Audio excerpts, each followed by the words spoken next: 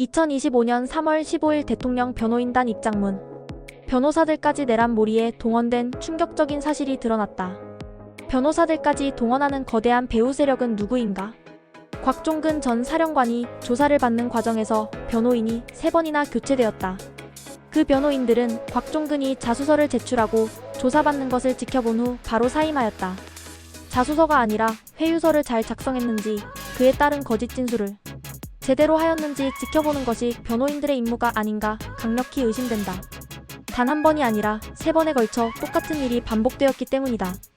곽종근은 검찰 출석을 하루 연기하고 첫 번째 변호사와 면담한 후 자수서를 작성하였다. 변호사와 면담해보니 자신이 경험한 일을 잘 정리해놓은 상태에서 진술하는 게 좋을 것 같아 진술서를 작성했다는 것이다. 그리고 두 번째, 세 번째 변호인과 함께 조사를 받기 전에도 사전에 면담을 한 후 자수서를 작성해 제출했다. 조사 전에 자수서를 작성하는 것도 극히 드문 일인데 조사 때마다 자수서를 작성해 갔다는 것은 누군가의 강압이 아니라면 있을 수 없는 일이다. 이후 변호인들은 모두 사임했고 곽종근은 영장실질심사에 국선 변호인과 함께 출석해야 했다. 곽종근의 자수서를 받아 진술감시까지만 하고 자신들이 변호해야 할 의뢰인을 버린 것이다. 변호사의 윤리는 물론 기본적 인권을 옹호한다는 변호사의 사명과 최소한의 양심마저 버린 것이다.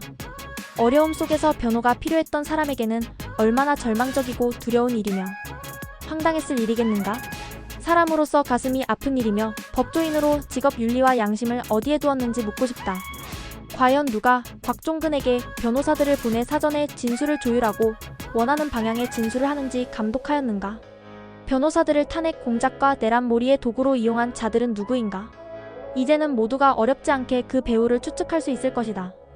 거대 야당은 29번이나 공직자 탄핵 소추를 남발했지만 지금까지 선고된 8번 모두 기각되어 8대0 전패를 기록했다. 그리고 그 과정에서 국회 측 변호인들에게 공통된 특징이 드러났다. 우리법 연구회, 민주사회를 위한 변호사회, 정권 반대 모임 참여 경력, 특정 정파에 치우친 이념적 성향이라는 사법 카르텔이다.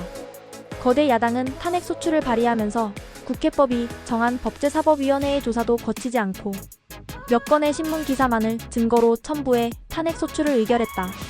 국회 측 대리인들은 변론 준비도 제대로 되어 있지 않고 소추 사유도 특정하지 못해 재판부로부터 지적을 받기도 했다. 그럼에도 국회 측 변호인들은 제대로 일도 하지 않으면서 수억 원의 국민 혈세를 받아갔다. 거대 야당은 탄핵 소추를 남발하며 이념적 결사체를 이루고 있는 변호사들에게 경제적 특혜까지 제공했다.